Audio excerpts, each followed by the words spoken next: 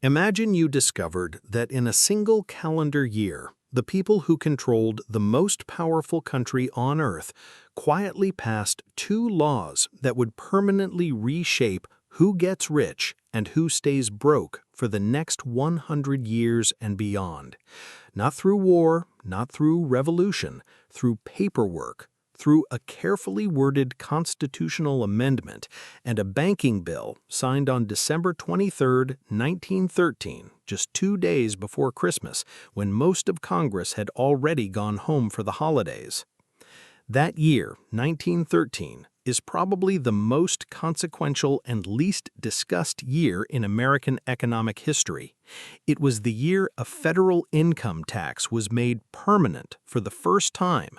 It was also the year the Federal Reserve was born.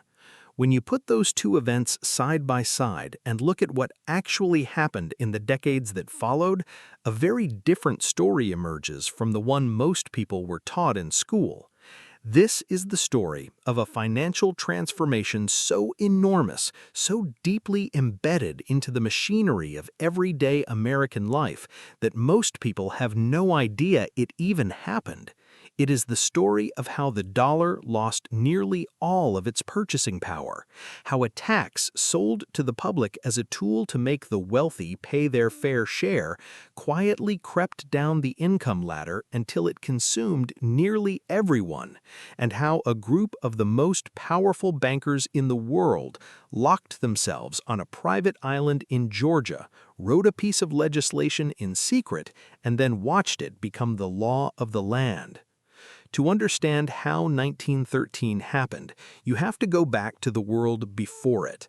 In the late 1800s, the United States was industrializing at a pace that had never been seen before in human history.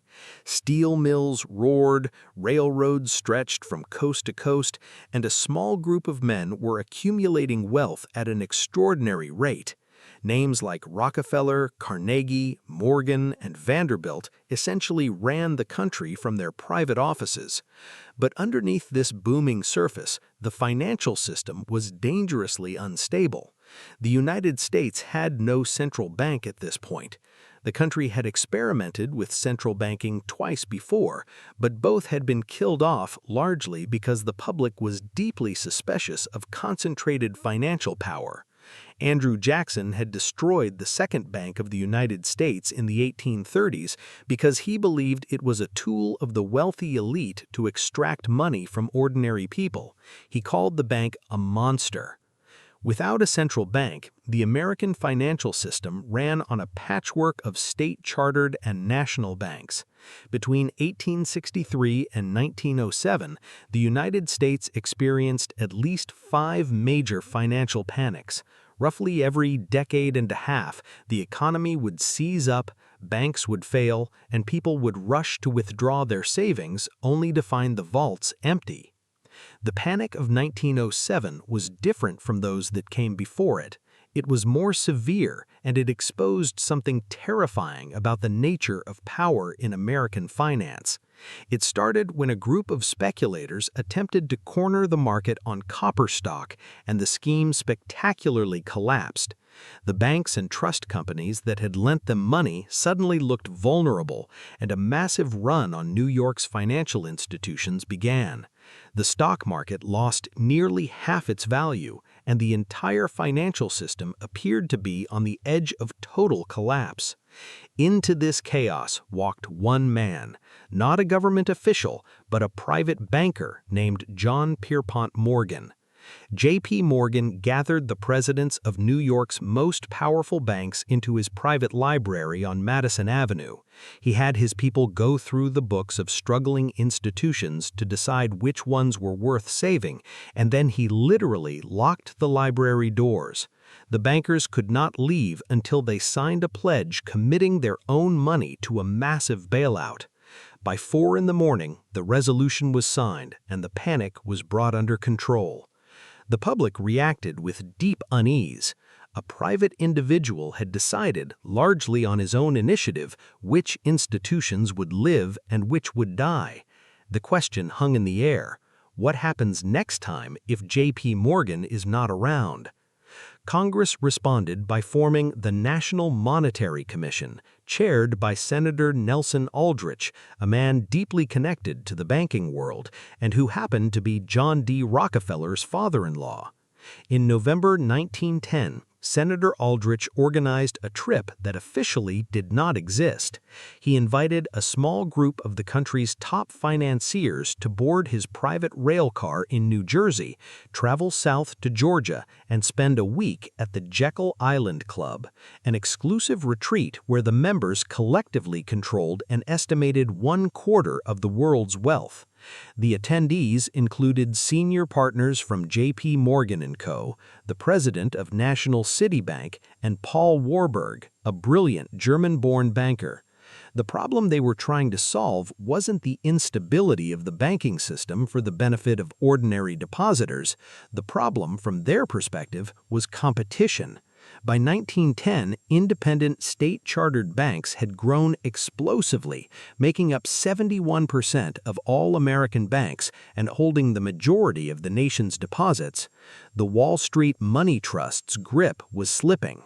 The goal at Jekyll Island was to design a system that would allow the largest banks to function as a cartel, coordinating their behavior and using the police power of the government to enforce their arrangement. Crucially, they needed it to look like a public institution because they knew the word bank would never pass political muster. Paul Warburg proposed wrapping central control in the language of decentralization. Instead of one central bank, they would create a system of 12 regional banks, calling the entire apparatus the Federal Reserve System. Federal made it sound like a government operation, reserve made it sound prudent, and system made it sound like infrastructure rather than a cartel. It was a masterwork of branding. The plan was eventually introduced to Congress and was signed into law by President Woodrow Wilson on December 23, 1913. To be fair, the Federal Reserve did help stabilize certain aspects of American financial life, but the system ultimately served the interests of large financial institutions over ordinary Americans. The most visible consequence is what has happened to the dollar. Since 1913, the dollar has lost approximately 97% of its purchasing power. A dollar saved in 1913 and kept under a mattress would today buy you about 3 cents worth of goods. While economists argue that moderate inflation encourages spending and investment, it systematically rewards those who own assets like stocks or real estate, while punishing those who hold cash. The working class, who are most dependent on wages and least able to own significant financial assets, bear the brunt of this grinding erosion. The Federal Reserve was given the power to expand the money supply, and it has done so dramatically. In 2020 alone, approximately 20% of all dollars in existence were created from nothing, eventually driving inflation to its highest rates in 4 decades by 2022. This is the operational reality of the system. Money flows upward toward asset owners, while the cost of money creation is paid by everyone else through higher prices. The second great transformation of 1913 sat directly alongside the creation of the central bank, the permanent federal income tax. The 16th Amendment was ratified in February 1913, and the Revenue Act put it into practice later that year. At the time, the public was furious about Gilded Age inequality, and the income tax was framed explicitly as a way to make the ultra-wealthy pay their fair share. The original version featured generous exemptions that completely excluded the overwhelming majority of Americans. Less than 1% of the population paid any income tax at all in 1913, with a top rate of just 7%. If you had told Congress back then that within a generation this tax would reach into the pockets of nearly every working American, they would have been horrified. The transformation happened rapidly, driven by the predictable pressures of war. By 1918, during World War I, the top income tax rate reached 77%. By 1944, at the peak of World War II, the top marginal rate reached 94%, and exemptions were slashed so dramatically that it became a universal mass tax. Adjusted for inflation, the original 1913 exemption for a married couple would be roughly $88,000 today, whereas the modern exemption is barely a fraction of that real value. The tax designed to touch only the top sliver of earners was permanently brought down to cover almost everyone. This is where the Federal Reserve and the income tax feed each other in a devastating cycle.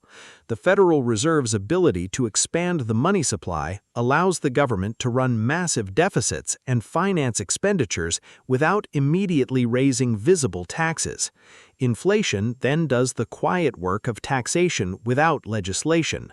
When prices rise faster than wages, ordinary people lose purchasing power without Congress ever having to vote on a tax hike. Meanwhile, the progressive tax structure subjects workers to bracket creep.